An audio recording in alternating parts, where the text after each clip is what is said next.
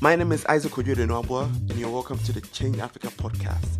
Every Thursday, together with my co-host Daniel Merky, we sit with Africa's most inspirational leaders and have in-depth conversations around the stories that shape their life and impact.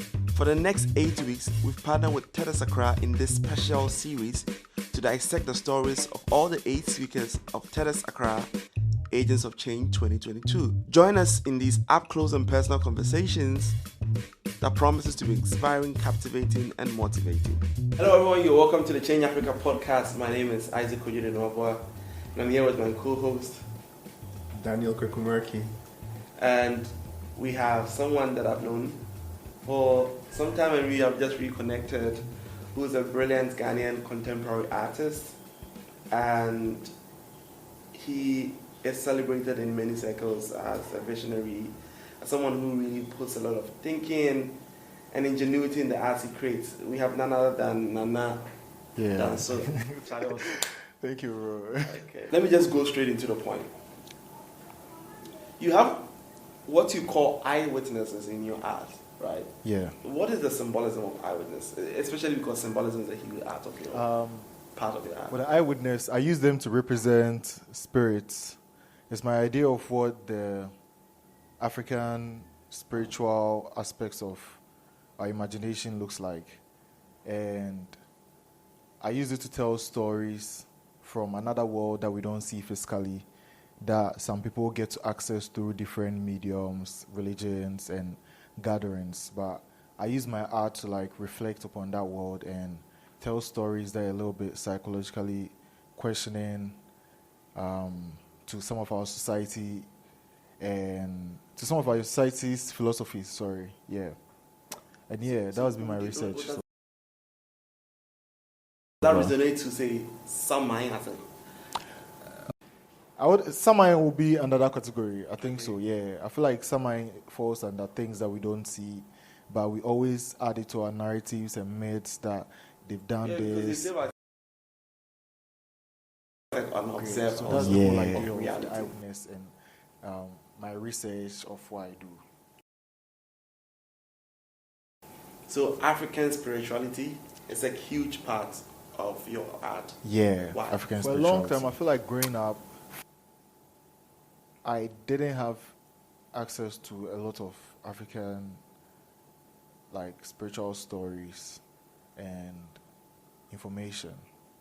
So it almost felt like a taboo to learn anything about African things because, I grew up in maybe an era where our parents went through slavery and things like that and had a change of religion, and sometimes some of the things that they knew from their forefathers, they'll tell you, we don't talk about this anymore, it's evil or something like that.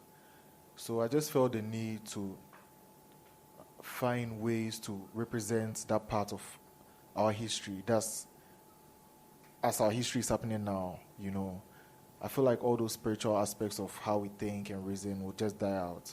So, I've just been obsessed with using my art to tell that parts of the story so that in the future, at least, there'll be living people that were still, invested in certain aspects of our culture and traditions. Where do you think that this connectedness to, say, ancestry, spirituality, where do you feel it comes from personally in your life, if you look at your life? I would say my mom, because she's a very spiritual person and very curious. I feel like she always puts me onto information. Maybe sometimes just why are you telling me this? But just knowing some of the traditional things. Sometimes she just tell you information on what maybe certain plants do or how to what people do as a tradition when they give birth or something. And I'm just what's this information for? So for a while, just processing all of that, I feel like I also got a chance to experience other neighborhoods and societies and places where there's a certain type of tradition that has been ignored. And I realized, then there's a loophole in how we see ourselves even, because there's a certain part of ourselves that will never be deciphered or talked about or even discussed So yeah, I just felt like talking about that with my art will make sense to like the future of people who are Africans who want to know themselves, that don't want to know a certain version of them that's like colonized. And yeah, so I feel like that's the main thing that like drives my thing. So you started arts at a very young age, Yeah. but was very experimental. Did you know? Did you know what you were doing? Like, I think the average young person, when they are doing what you call drawing in school, Yeah. right? They're like, oh, this guy can draw, right? Yeah. And all of that. We just fancy it. But did you think that it was towards, Not really. It was just fun, and it was something different that people would just say, "Oh, like you know how to do this." Sometimes I even think, will I ever forget how to draw? Because it just felt like people try to do it and they don't know how to, and I might be doing something very simple in my mind, and they're like very astonished. So, yeah, I saw it to be something different. I didn't see like a professional thing where maybe you're selling paintings, just that after a while, I like business and like transactions and things like that. So I was into other things. But after a while, I just realized I could sell my services as an artist or draw anything for people. So let's say in schools, it started with me, maybe some teachers will come to different classes to look for people that can draw on a board or some diagram. And they always used to call me. So then when they call you, you kind of use it to leverage some other periods, and like you have some type of, how do you call it? favors? Yeah, some favors. So I just knew what like art can do in terms of it being a service you can render for people. But I didn't see it like a profession. And when did that become serious in your eyes towards professionalism? Maybe growing up at some point, I didn't see myself doing any type of work. Okay. Because I really, like, when they used to ask me what I wanted to be when I was young, I would say I wanted to be a pilot. Okay. And then maybe a scientist. But I was more like, the profession I was curious about was like planes, to fly planes and things like that. And then I think I was even still pursuing it when I was growing up. But it was expensive to do almost everything in like the aviation world. So I was just thinking about doing other things that can make me money to do like that, be a pilot, aviation. And being an artist was the only thing, because I didn't see myself in any office or anything. I just saw myself with a studio where I can make things. Because when I was younger, I used to make a lot of things. Yeah, make imaginary laptops from books and things. Like just making things I feel like I was excited about making things more than just being an artist. Being an artist was my tool, my basic tool to like start my ideas. So yeah, that I feel like You feel like you are like an inborn artist, and like the art itself is just a tool for expression. Yes. Yeah, I feel like the painting or the art was more of a tool for expression. Because there were different ways that you could have expressed yourself. Yes. More artistic ways, but just not painting. maybe. And also I realized painting. I could tell more, like there was more purpose behind the things that I wanted to do with art. Because I stopped drawing like people and doing portraits, and I went straight to like telling stories, which was more of something that I feel like was my reason behind painting, because I wanted to tell stories. I used to like writing and doing music, and yeah, that was because I like telling stories. So when I found a way to tell stories in art, I just was like, yo, this is the thing. I didn't even worry about music anymore. So that backdrop of music, when did it also start? Because you had some maybe tiny music career. I like production and like music a lot, but I feel like for the most part, the things that I see myself doing as a career, I have to like see myself doing it. I didn't see myself being a musician, maybe on stage, performing. Why? Because I just didn't see myself. It's like when you're dreaming and you have a vision of you doing something, you see yourself doing it. Mm-hmm. I just didn't see myself doing that. I saw myself more like maybe a DJ. So I learned how to DJ, or like a producer that helps an artist. So for you, music is more hobby. And more of like therapeutic too, because I use it to express myself. That I don't like. It's still stories, you know. I feel like there's a lot of stories that I gather from time, and I want to express it. And some come through music, but for the most part, I've been able to tell a lot with painting. But when I'm doing music as well, I just also use that to like tell stories about like maybe things I'm going through, you know. It just shows in the production or the writing, because I also like to write for people too. Yeah. There are these defining characters that people are describing in several ways as childlike, exploring existentialism, spiritism, but basically like the nuance between ourselves and the environment. When did they start coming to fruition? When did you start seeing these characters in your art? Let's say I used to draw always, all the time. I used to sketch on things. If I, like when I was in school, my book, behind my book, I'll be drawing. Almost every single chance I get, I'll draw on something. So I ended up like developing a habit of just drawing. And I was in a studio with a friend. I don't remember which year. Maybe 2010 or something, or 15. I don't remember.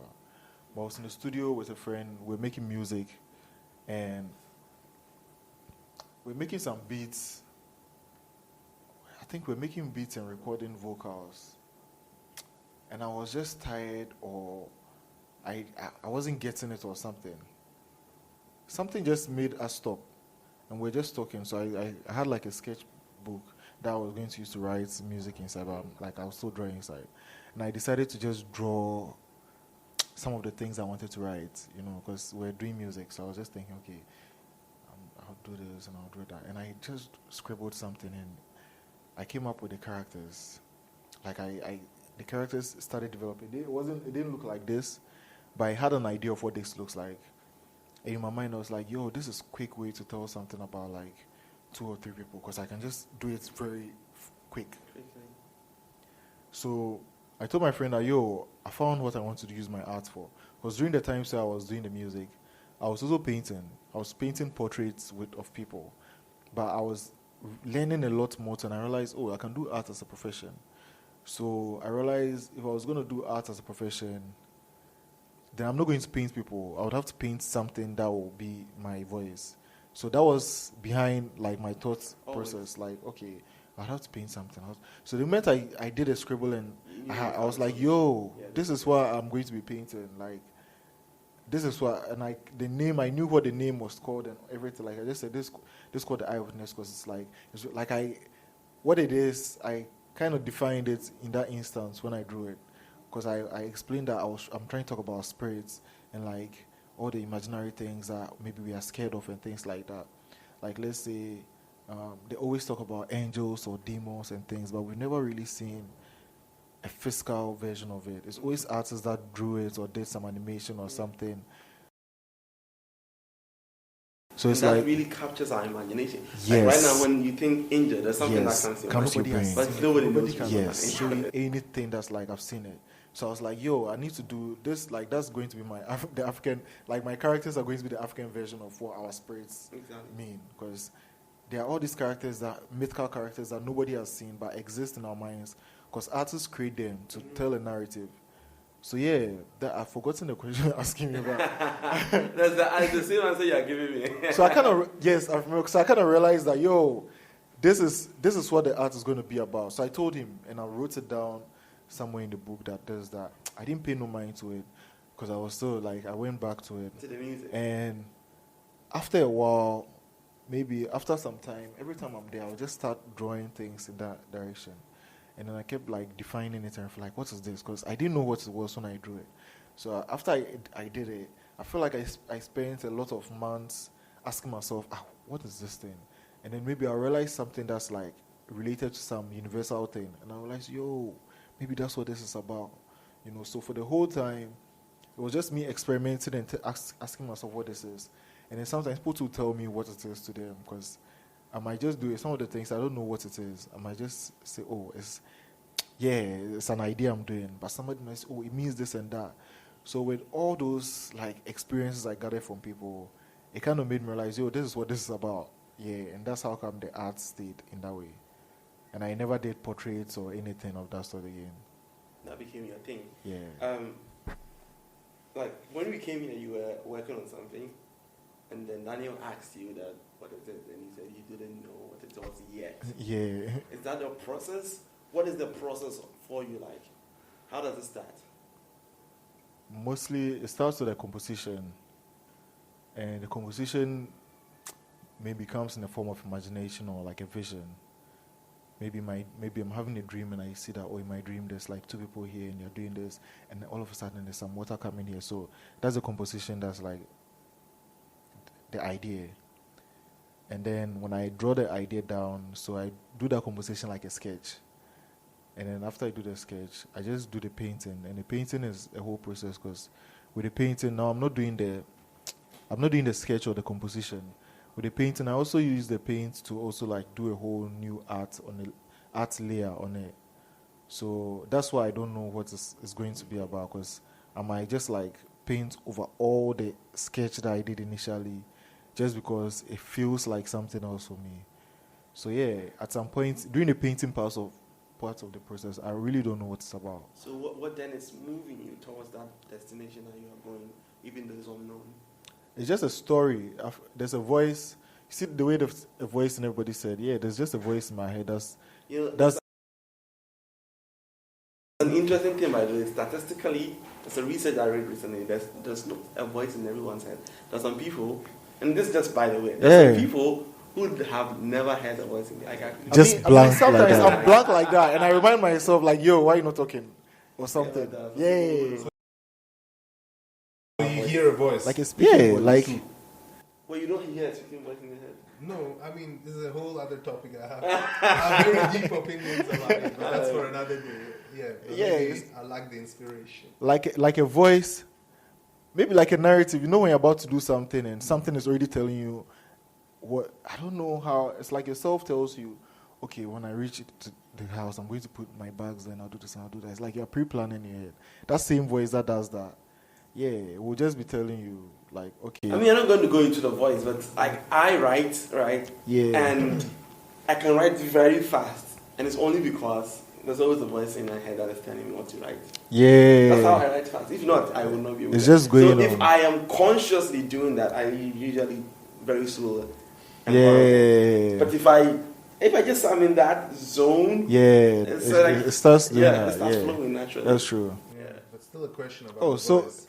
it tells. I mean, it tells you like, not it tells you, but kind of like intuition-wise, it reminds me of some of the things that needs to be a part of the painting. Because sometimes I might just pick a color just because, and then like the voice reminds me, nah, it has to be blue on the side or something. So you change it. Or the voice and the language? Is it English? Not really. Not really. Okay. Not really. It just comes in any language. It's more like it's happening 1 second before you do it. Okay. Yeah. And then in the entire process, because you say you try to tell stories, it seems you, from early on, you are looking for tools to tell the story, whichever way. So that means when you start, you do not necessarily. I mean, you know there is something, but you don't know the actual. Sometimes I don't even know the titles. Like some of my works comes without titles, and sometimes I know the title before, because the title comes with the vision. That's the sketch. But then if the title doesn't come with that and it's just a composition, I don't know what it means until I finish painting it and I look at it. Sometimes I have like my studio assistants and like people that will just come around the studio, just be looking at it and say, oh, yo, this means this and that. And all those things like brings out what it means to me. But before that, I just don't know what it is. Do you stop it sometimes for a long period and then continue? Or works that I've stopped for like 2 years, 3 years, and came back on it. Because it's like the voice, I keep saying the voice, but when I'm doing it, my intuition will be telling you, oh, because I want to talk about that part of the process where it's like, it's not about your might or some of the things that you've processed. It's like at that part, it's like you have to just be in the zone and allow yourself to do the basics of what you know. Yeah. Because it will just keep changing and changing, and after some while, you don't really hear anything. You just feel like there's nothing else out to it. You actually hear that, it's like there's nothing else out to it. Like it's finished. And sometimes you might not be satisfied with the finished version, but when that happens, I just put it to the side, and that's what makes it last for like maybe 2 years or something. Because then my imagination of what I wanted it to be is not what it is, but it's still like saying it's done. So now I have to like either be stubborn and wait till later on and do something on it, or I'll just seal it and sign it. Because that's how I end the paintings. When I sign it and like seal it with a varnish or something, then I don't paint again. And where do you find inspiration? Everything. I read a lot, so I feel like when I'm going through things, or like I'm processing like my day-to-day, there's a lot of like, there's a library of things that I go through with it, and I try not to limit myself into any box or like group thoughts in any way. So it allows me to learn almost everything that like if I'm interested in it or I'm curious about it, I'll just learn it. And that inspires me a lot because I feel like it unlocks certain parts of my brain that makes me listen to myself more. Yeah, because most of the times you might not listen to yourself because there's certain narrative that's like behind.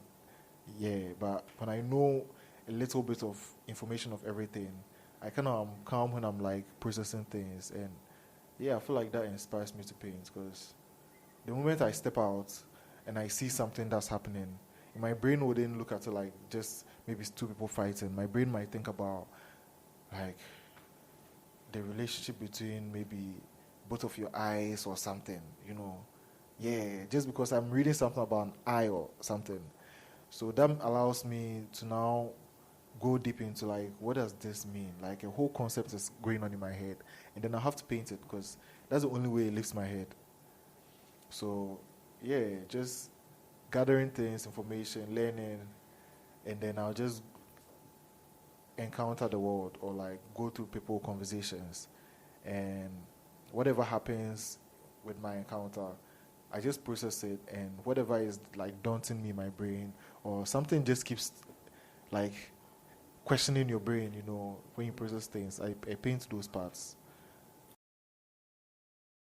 So what does the learning trajectory of a self-taught artist look like? Because, again, tell me, but do you feel, or did you feel at the point that I was not good enough? What led you to think I was good enough? What led you to transition into professionalism and to think I am a professional? Because, I guess, for the person who is taught, there's someone who's there and saying, this is the way, this is the style, this is the skill. Yeah. For you, it's solely based on the spirits, the inspiration, the voice, the vibes. So what is that learning curve, and what led you to say, I now want to put my work out there and I have that confidence in it? I feel like the learning curve for a self-taught artist is endless, because you never really know anything. Like I keep telling my fellow artists that I meet and things like that, because maybe your reputation outside or people talk about you a different way outside. I just tell them, like, I really don't know anything. I sometimes want to know what people are doing, so what the galleries, like, what are they, like, what's going on? Because for me, it's like a lifestyle-based thing for me. It's like I really don't have anything to do.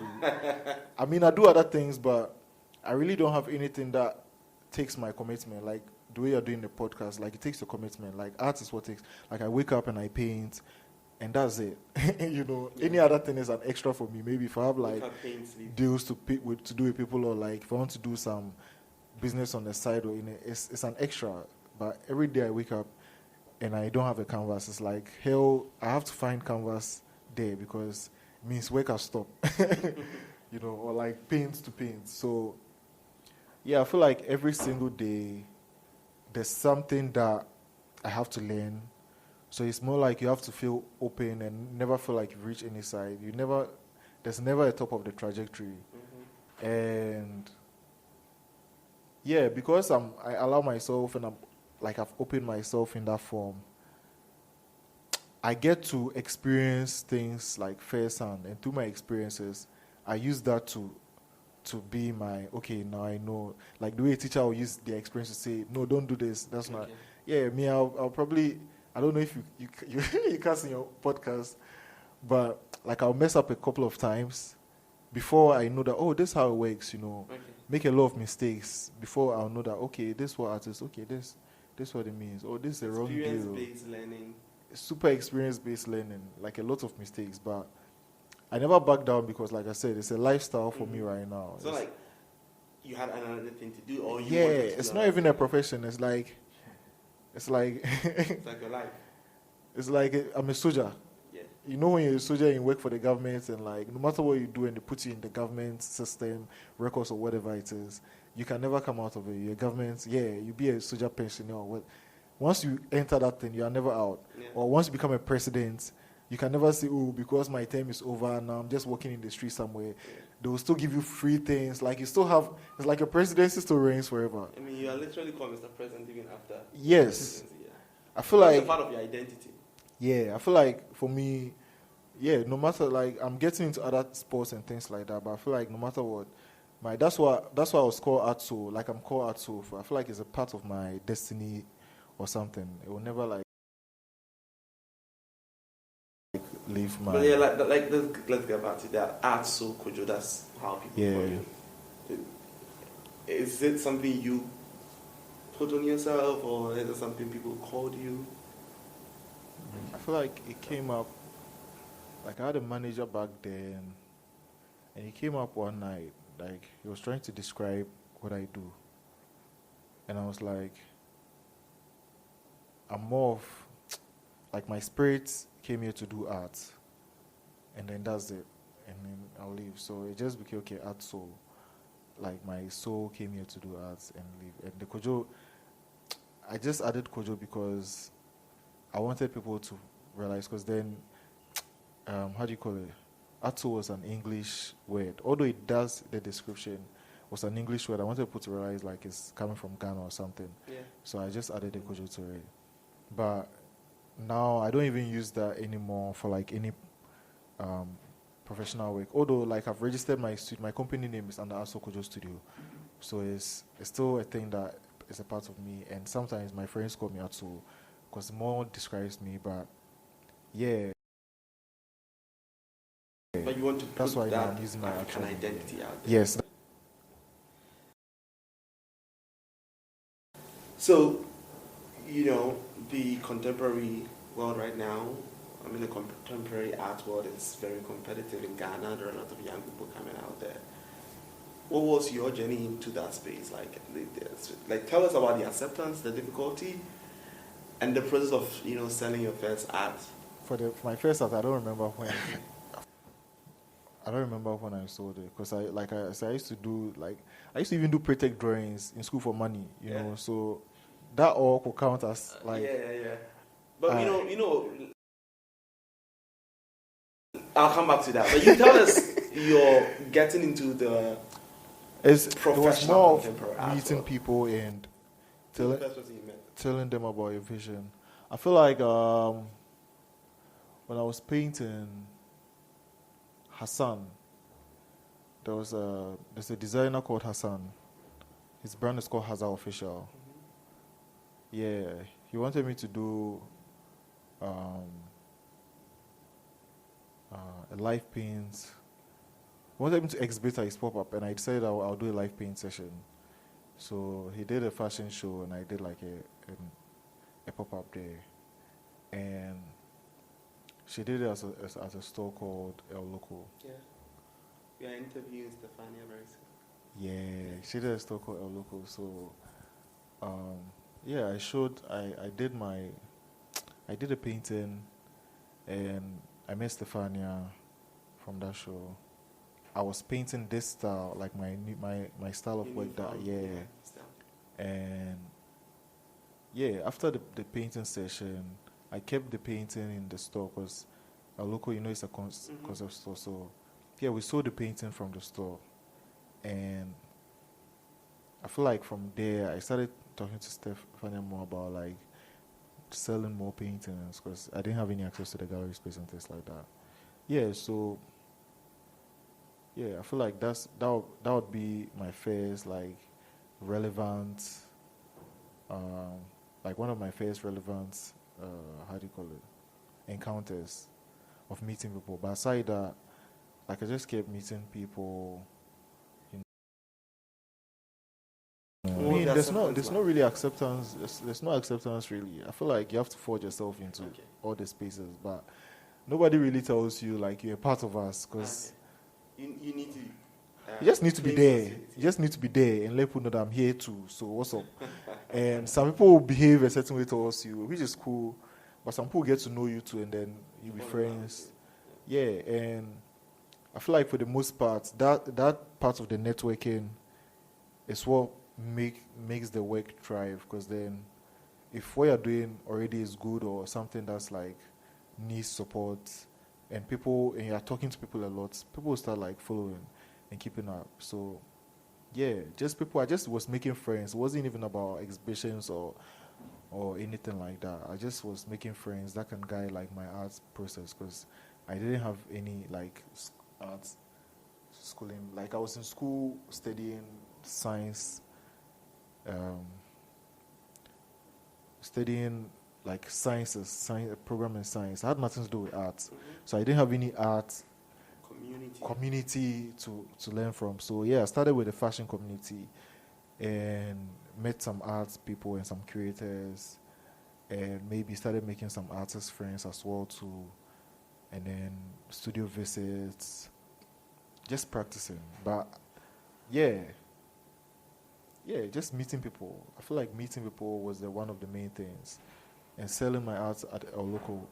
I feel like that was one of my professional selling like points, because I had been selling portraits, but that was people would tell you, oh, this person is doing a birthday, or I want to do this surprise for this person, so make this portrait for me or something. And that was way different from I've painted my painting on this and it's sold, So yeah, that's one of the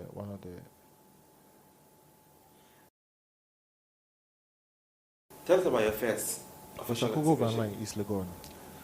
It was an exhibition called Cherries and Gloom or something.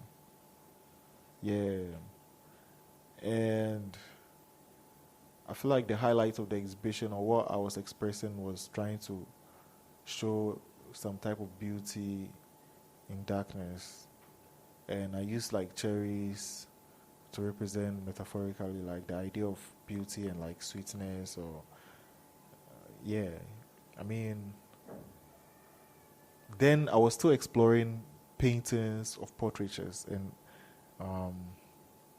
ideas around like psychological things. So I feel like more of those paintings were very psychological and had some still life too in it. But yeah, I did some pieces. It was very interesting. Like people really came out along. Then I wasn't painting the eyewitness. It was just art that I've painted from like conceptual thoughts. And yeah, from that exhibition, I actually felt like, there's a community, because then I had been meeting people low key, and it was a very different vibe from. Was it before or after you saw that logo? I can't tell. No, I think it's before. Okay. Because El Loco, like I did the painting, I did the eyewitness. That time I had developed the concept. So it's before. It's before. Okay. Yeah, but I did a solo exhibition myself. I have a specific question to the one you mentioned. For instance, the beauty with the cherry. Yeah. So how does something like that? To be honest, I really don't know what I was thinking about then. I just felt like I was just translating my life's experience back then, and I feel like I was more obsessed with like the color, the color of the cherry. So at that time, was your process similar to what it is now, or it has kind of evolved? It has evolved a lot because right now it's like almost my thinking is in like the eyewitness. It's like so now I don't even think of what to think about. Uh-huh. Right now I'm just like it's like I'm doing a, how do you call it, like a professional argument or professional deciphering of knowledge in my brain. Because now I'm talking about things. It's like you are trying to follow the story of the eyewitness, basically. Yeah, right now I'm just like when I'm starting to think, I'm thinking about some deep things, but everything is in the eyewitness. But back then it was more of my understanding of what I'm looking at, or what like is standing out in my brain.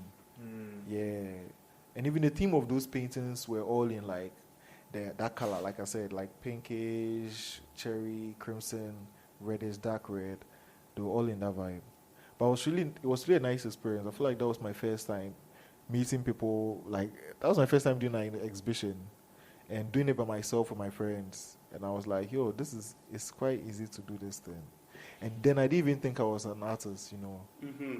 Yeah, I just thought, okay, let me show my work first and see if people can actually like my work before I'll even, I feel like I've never seen myself like a complete artist. Okay.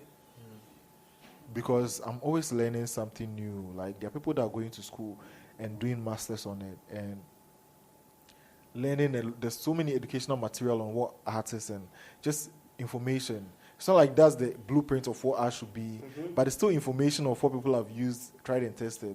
And I feel like I don't know most things. What I know is just from what I've been able to expose myself to, and also from my own taste of like art and things. Because I feel like that also like plays a role. Just having a certain type of taste in art and interest in certain aspects of art. One of your famous exhibitions you did at 1957 gallery. So what are the other galleries that you did after the first? So I did a space called the Container Accra, which was a space led by Stefania and some of the owners of Front Back. And I feel like it had a very, I would say, like when I was developing the eyewitness, the exhibition was like a bachelor's degree. A bachelor's degree is way too high. I feel like the exhibition was maybe my YX certificate. Okay. Yeah, that exhibition, because it's like I knew what the eyewitness was. I knew what the theme of what my full work is going to be about. So the exhibition, I didn't even do paintings to sell. I did a whole mural in the room to express the idea of what the eyewitness is, more of like an installation. Yeah.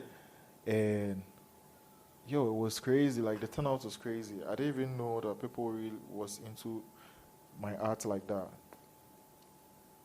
I mean, I knew, but I never saw them. You know, people are always saying like, I know this, but I'm like, where are all those people? But I saw them for the first time. Yeah, for the first time, I was just like, whoa. And and this time, the people I saw, it's not I just saw them too. They came with things, conversation, and like really, really insightful and deep thoughts on what I'm doing.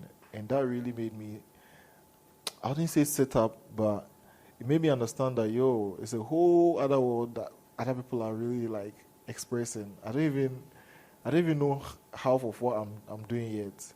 Because if this person is telling me this whole other thing that I didn't even think about when I was doing this, then it means they are seeing something, or they'll be seeing some face that I'm not seeing and tell me that, there's this face here looking at this. I'm like, oh. So, that exhibition was very, very great because it really shown the understanding of what I'm doing. Like it showed that people understood what I was doing and were willing to like see me grow through it. So there was that show, and there was one too. I feel like during that period when I met Stefania, she really helped me put together or like be a part of certain shows, because Yeah, we're closely working together. So I'll be sharing ideas on like things I want to show. And like I said, I didn't have any community as an artist, So most of the people that like I grew friends with or I became close with were in my community for the most part. And still are. Yeah. So then let's talk about the 1957 gallery, and which is a big one because I guess it's one of the more prominent galleries in Accra, West Africa, at large. What was it? It was about the history of Ghana. And yeah, again, one of my friends helped me join that like show there because I saw what I was doing. I feel like I was starting to grow a collector base even before I joined galleries because, I in a way developed a good community of artists and curators and like people that were really into like the industry of art. And yeah, one of my friends introduced me to the gallery to do a show there. And I've been discussing with a friend to do the show in a space that fills the whole space like a mural. And we're like, we can do something about the history of Ghana. And immediately just clicking like, that's what I want to be like. That's the level of thoughts that I want to be on. So with that show, that's where the bachelor's degree came in. That's where the bachelor's degree came in because it wasn't even about the show. It was just about the theme of work that I had to do and how I had to really go deep into understanding the African aspect of what I'm doing because that's what I wanted my work to be about. But it was more challenging now that I had to do it about Ghana because now I have to do a lot of research and I did a whole lot of research. I mean, it was very amazing, like the process to come up with the ideas and the process to like execute it and show the work and like just the people that we were able to get involved. It was very sick. I feel like from there, I grew an understanding of what my work is doing and how to even, like I grew a better process on my paintings, for my paintings, because then I included all the aspects of spirituality and all the aspects of philosophies and religion and just psychological things that we go through that are not being highlighted or ignored. I included that in a way in how our history is being presented, and that was very challenging because it had to take a lot of like taking two things that are very separate and treating Ghana like a human being that's going through like a psychological problem, and how that human being is like a multiplication of all of us. It's like we are all that one thing, exactly. So very symbolic of what Kendrick said in his written album. Oh. Yeah. I mean, so Kendrick's latest album, he had this whole name, Oklama. Yeah. Oklama means basically, I am all of us. Oh. I don't know if you are. I'm a huge fan of Kendrick. So. But basically, it's very symbolic, really. Yeah. I had part 5. Yeah, that's my favorite song. Yeah. I really like that song. Yeah, so it's very symbolic in that, right? Like trying to create. But it's interesting because the eyewitness is not one character. It's like a lot of characters, but then in that state, a lot of characters became one thing, and there's one thing that represented everybody. Yeah. But what is the story or the history of Ghana according to the eyewitness? So, I told a story about how history is about now, and history is about now. Yeah, it's about like how you're thinking right now, and there's nothing like a past because if you think there's a past, it means you try and act a certain way, like there's a blueprint. But all those people that did those things in the past, it was what they were doing in that present that contributed to that thing that we call a past. It's just like time has passed on and like they keep doing new things. So I use the eyewitness to tell stories on how like I started from an era of Ghanaian empire. I think the 18th centuries.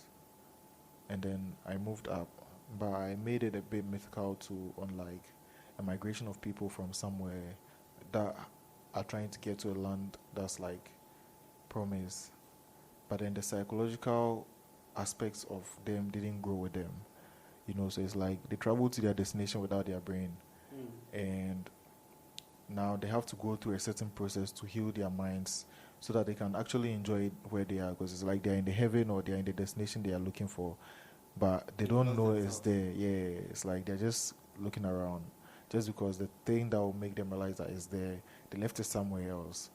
So yeah, that all those aspects like played like an identity in the expression of what I showed in the gallery. And yeah, that process, I feel like that process really, really like expanded my brain, because there were so many things that, like I said, when I go in the zone and it got to me like, yo, this is what this is about. Like, yo, I was having moments with my own self too. You know how people come and they see that and they're like, oh, this is crazy. Like I had those things. Like I didn't even feel like I was doing it myself. I sometimes come back and I'm like, yo, this was going on. This is wild. And then I get back to it, but it was very dope process. Yeah, very, very dope process. Did you say that's your favorite? No, I feel like there's been a lot of exciting, because I don't remember most of it though. Exactly. Yeah, I did a residency in the gallery. I don't even remember most of the process of what happened there. Yeah. I remember a lot of the important parts, but the parts of that I don't remember is like the process of my painting, the creation process. Yeah. It almost felt like I just wake up maybe 3 days and there's like 5 paintings ready. And then maybe 2 days later there's nothing, and then the next there's a lot.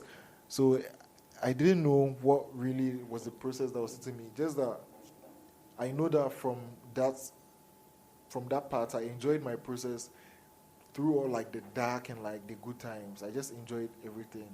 I was more satisfied. Like, yo, this is it. Because there, I saw all like, because then when you're working with galleries, you're working with other people. It's not just your process. It's like you're working with a timeline and things like that. So it didn't fit my usual working in the studio and to be ready whenever I'm ready. So there was a lot of like things that I had to experience that just opened my eye. And yeah, it allowed me to enjoy the rest of like, now I enjoy my process a lot. What do you feel is the purpose of your art right now? Now I feel like the purpose of my art is to find a way to create a language that can integrate with our society's visual imagination. And ultimately, I would like to contribute to like the cultural, again, imagination of our people. Because I feel like, for the most part, the vision is what drives people to think a certain way. And if you don't have any type of vision, you really wouldn't think anyway. Like, there's nothing that will drive your thinking. And sometimes imaginations is what like brings your vision. Like, if you're able to imagine things, and things that artists make do that, they help our imagination, they help people to imagine more than they do. And through time, art has helped different societies. I feel like, for me, what I'm doing right now is to contribute to my society, like the African space and like the Ghanaian space, and let them understand that culturally, all these mythical creatures that they see in their minds, like dwarves and all these like Mame Wata and all these things that they just blurt out, and maybe it's mythical to some people and it's real to some people and it's a joke to some people. Like, it's plenty different things to some people. I want to let them understand that there's a visual representation of all those ideas, When they think about that, they should just, if they want to think about those things, they should just think about, as a language to think through all those ideas, because it's a language of spirit. And once you see it, it might represent whatever, like, let's say in your mind, if your spirit is at rest and you see something like this laying down, it should just form that connection, like, yo, my spirit is at rest, because then this means spirit to you, or like, that's how you feel within. So, yeah, just be able to like be a part of that like aspect of our culture, and allow people to be able to use the language and just see it, you know. But you're not doing exhibitions or stuff like that. Yeah, because right now I feel like most of the development of my art has been very theoretical, and although I'm painting, there's a lot of like discussions and discourses that like I have behind closed doors and even like in open spaces and things like that with different people about what it means. Because I feel like I don't want to be. Yeah, you feel like you're an artist philosopher right now. So I don't want it to be. I feel like I don't want the art to be lost in translation and just be like some commercial product for people. Because right now, most of the art that's going on in Africa and Ghana, they are becoming like commercial products for people. They just feel like, oh, Ghanaian artists, like it's a thing. It's like a trend for people to just collect Ghanaian artists, because some of our artists are doing very amazing in like the global scale.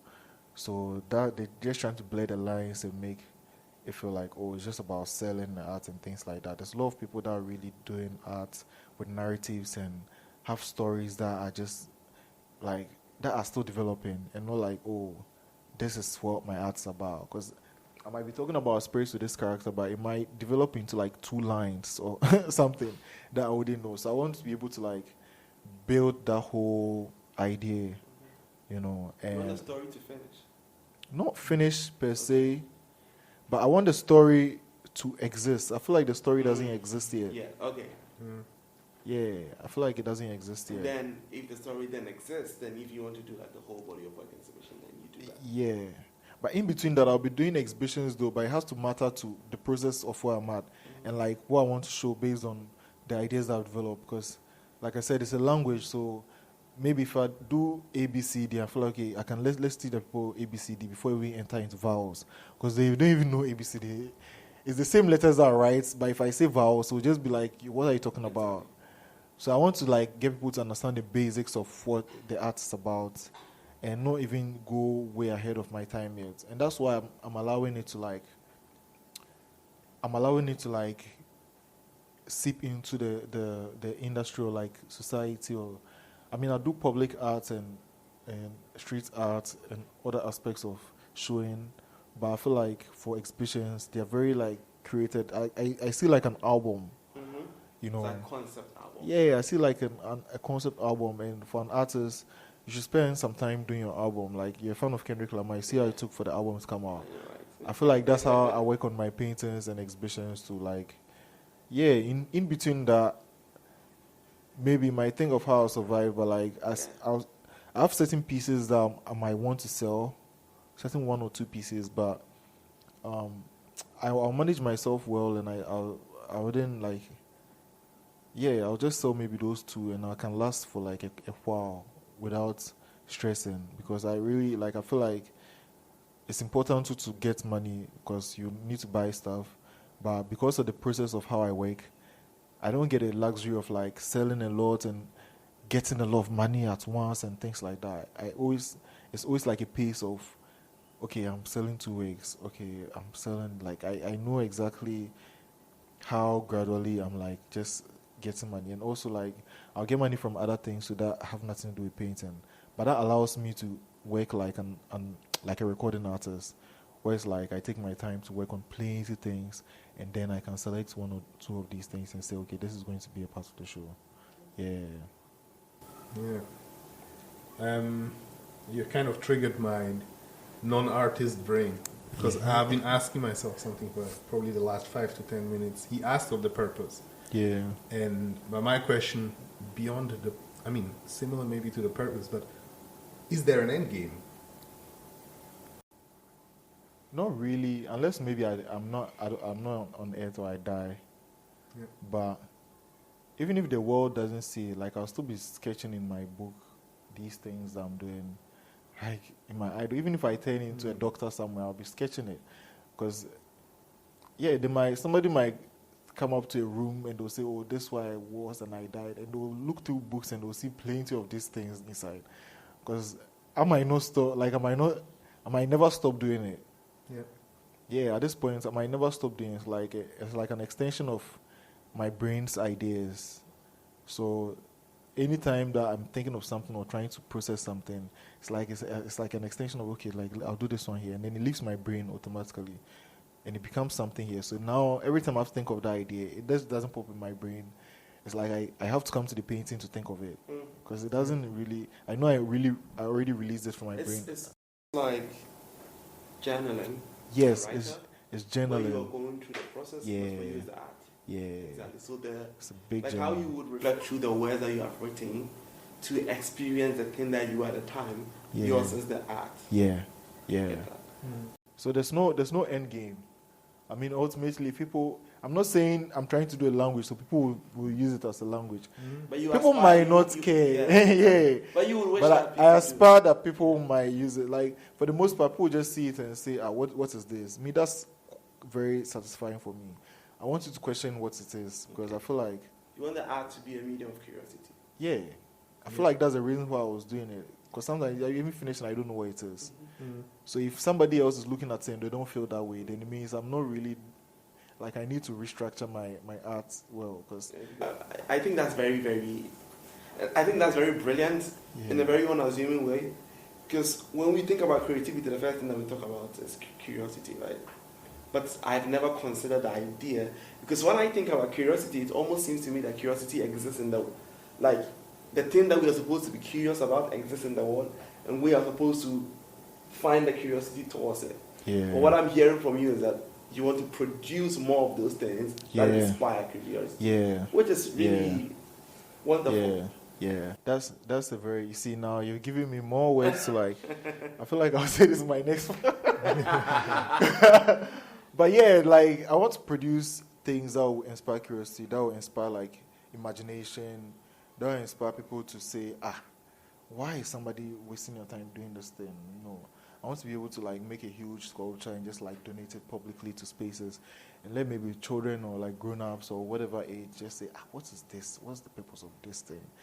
And I feel like that conversation will start a conversation of what art is about and, like, what things represent for people. Because then, if we have symbols like Jinyame, plenty symbols, and we still don't know maybe the artists that created them, or like the real information behind it. Because right now they'll just give you plenty tourism general information, because it's a tourism thing. They're like, oh, Jinyame, like, let's find something about Ghana that is also standing out. You know, there's people that are doing research. I'm not undermining all those people. There's people that are doing research on it and things like that. But what I'm saying is there are artists that created these things, or there was maybe a kingdom or something that said an artist should come and sit down here.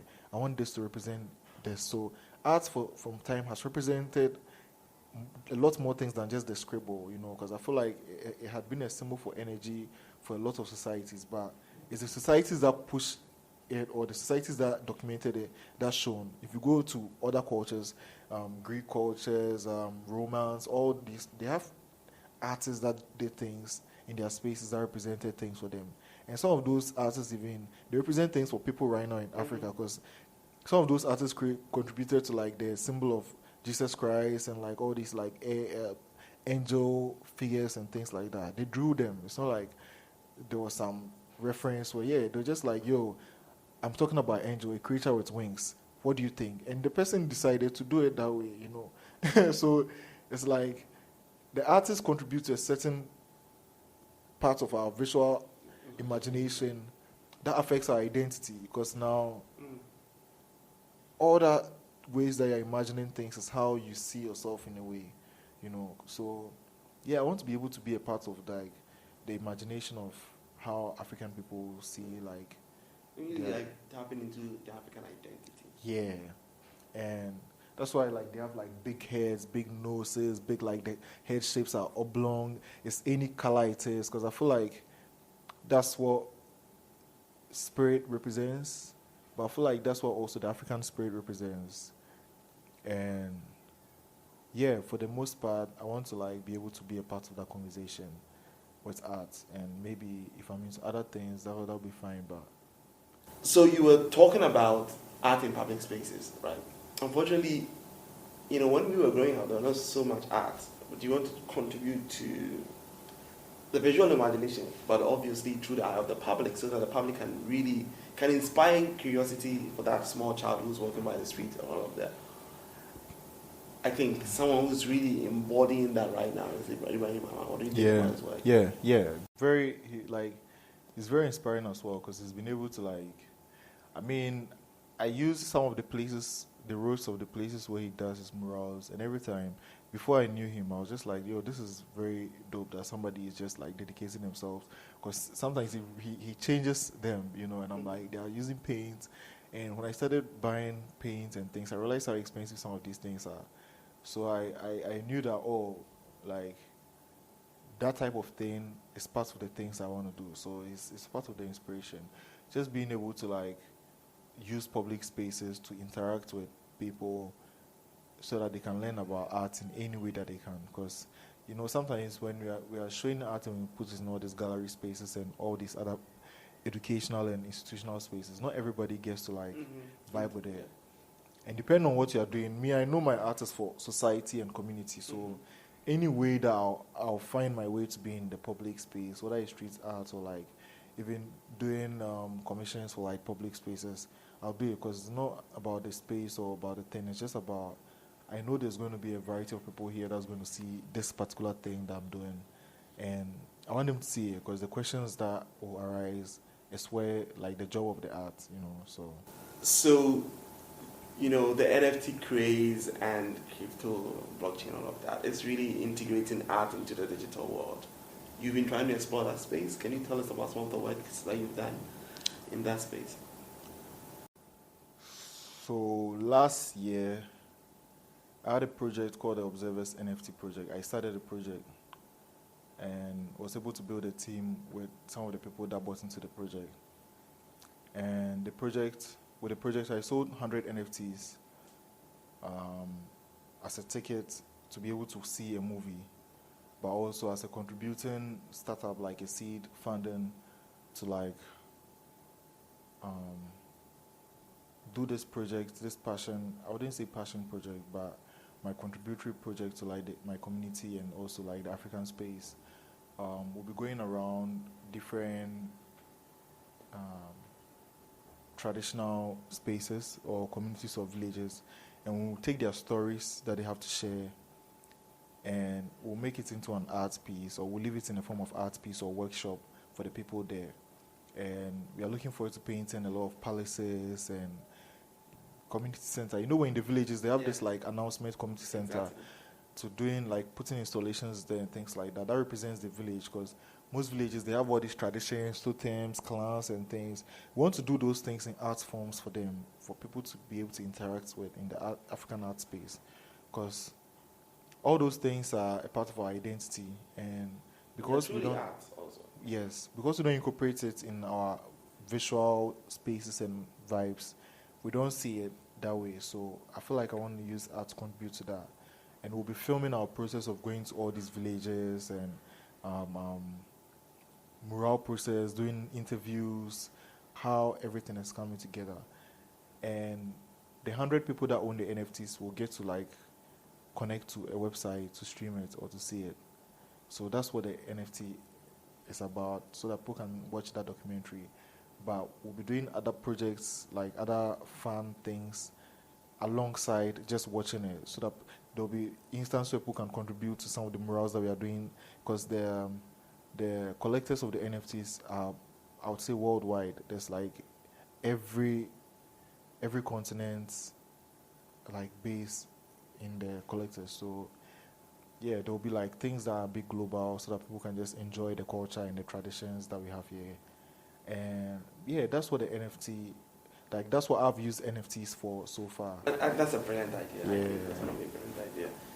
And I again, the community engagement, because I feel mine quibble with the art world is that it's increasingly, like you said, you've not really said it, but you've hinted at it.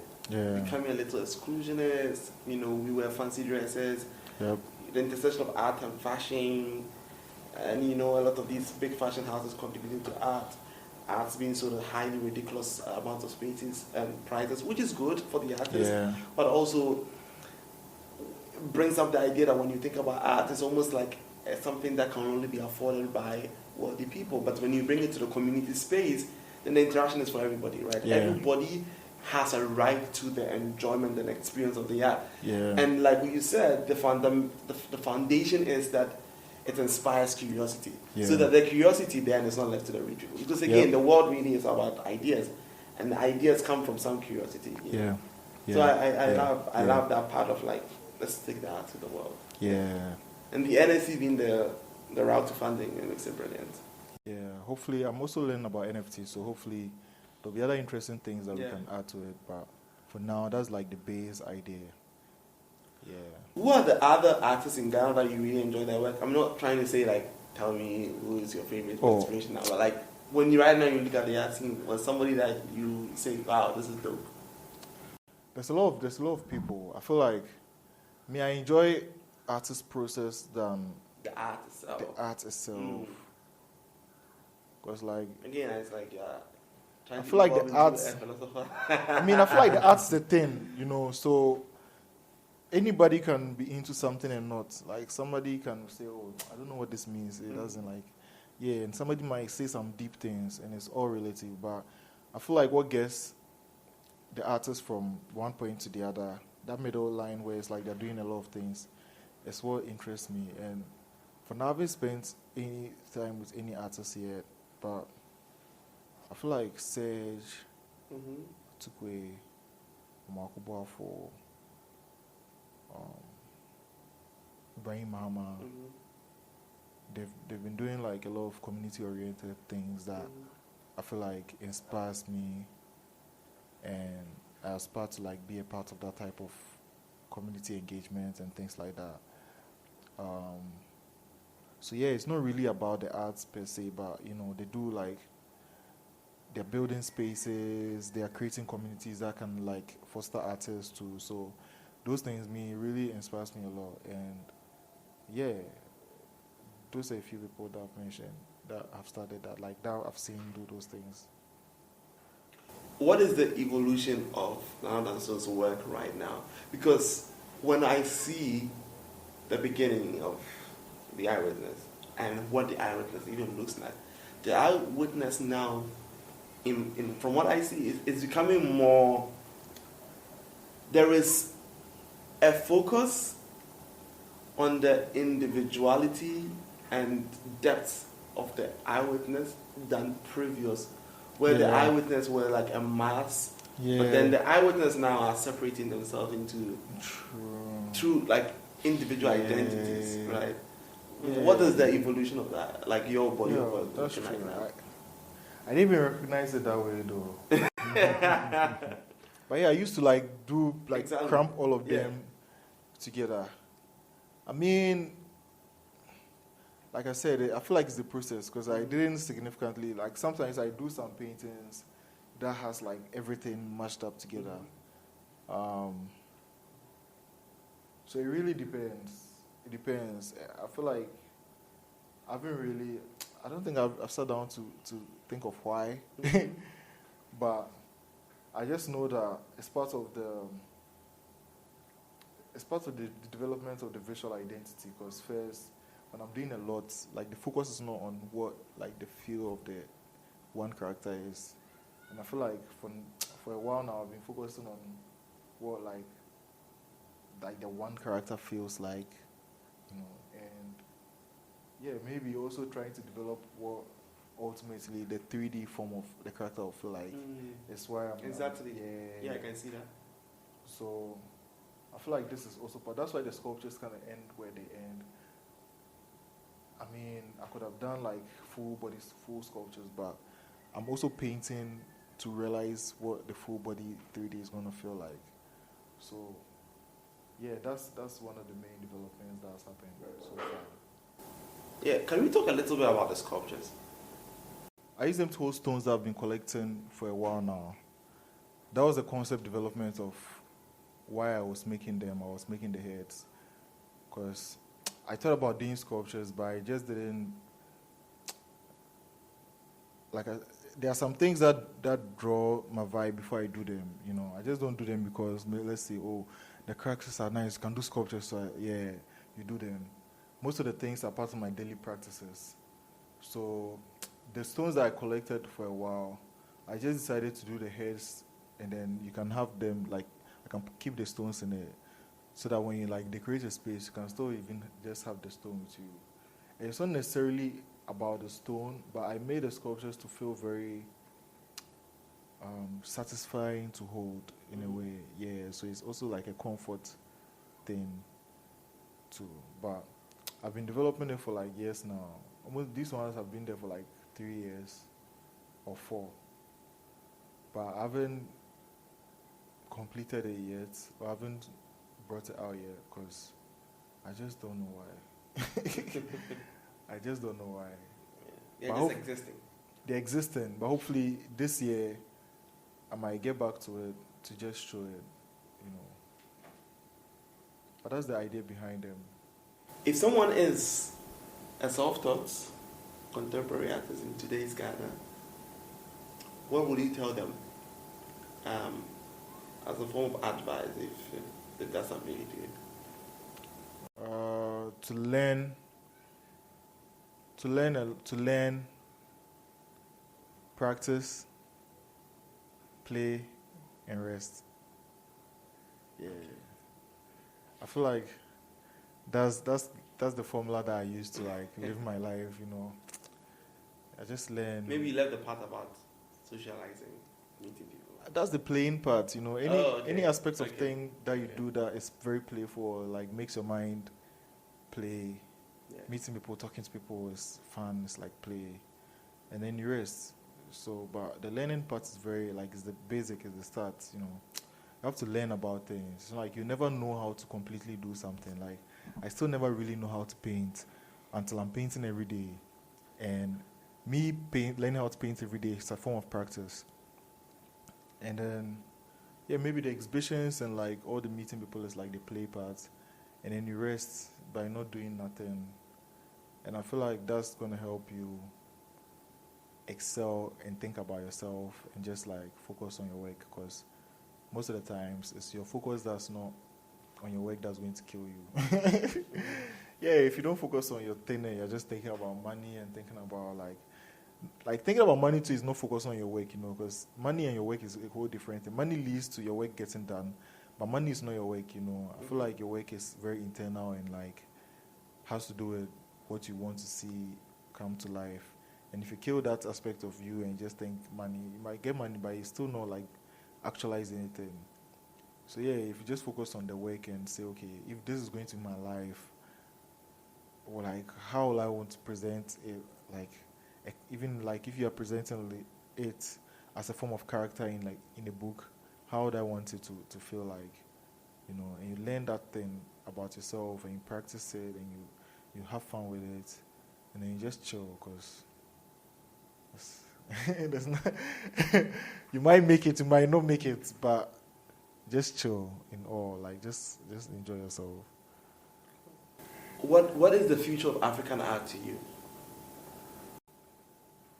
For me, the future of African art is for us to be able to contribute to how we see the world, and most of our imagination should be filled with how we want to see the world, and not some blueprint of what somebody feels like the world should be. Like people should have cars and house and things like that. I feel like we should expand how we see the world as ourselves, because some of these things, the reason why we are not the ones making it predominantly is because that might not be the vision of how we see our things. So yeah, let's focus on ourselves, and I want like African art to contribute to that and guide our self-identity so that we really like ourselves and love ourselves and our spaces as well, because we lack that thing so much here, and only art can contribute to that, allow people to love themselves. You stop making music about loving woman and those things and like parties and drinks.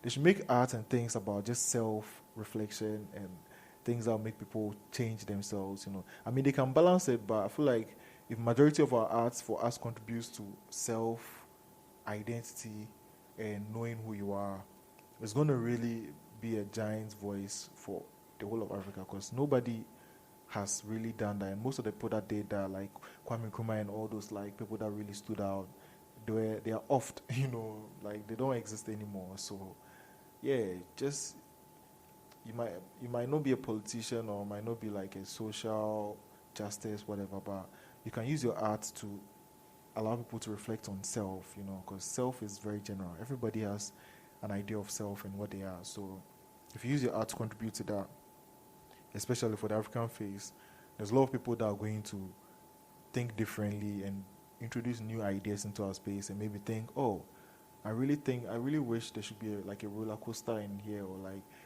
I feel like we should make Disneyland here too in our own way, or I feel like we should make this safari. Like, there will be things that the normal person that's earning a living here will think about. That don't necessarily have to be like, oh, I'm a talented skater, so I'm building a skate park. Now, just be like, I've seen all these things that really contribute to how people see it. I want to build one here just because I can afford to do it.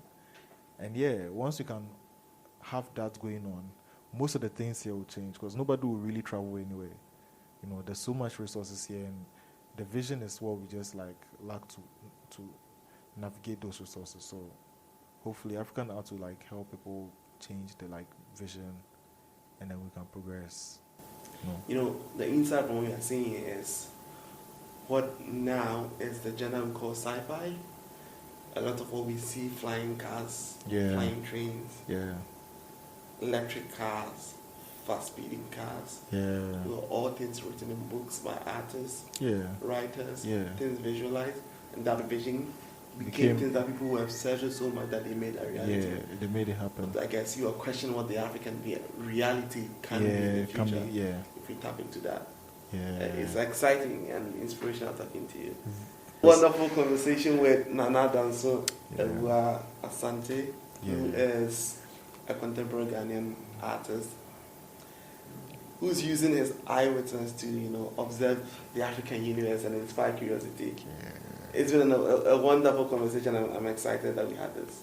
Thank you for coming to the Change Africa podcast. Thank you for coming to the studio. It's a great conversation. Yeah. So this has been the Change Africa podcast, a special edition. And see you later. Wonderful conversations here. Subscribe to the channel and make sure that you look forward to the next conversation.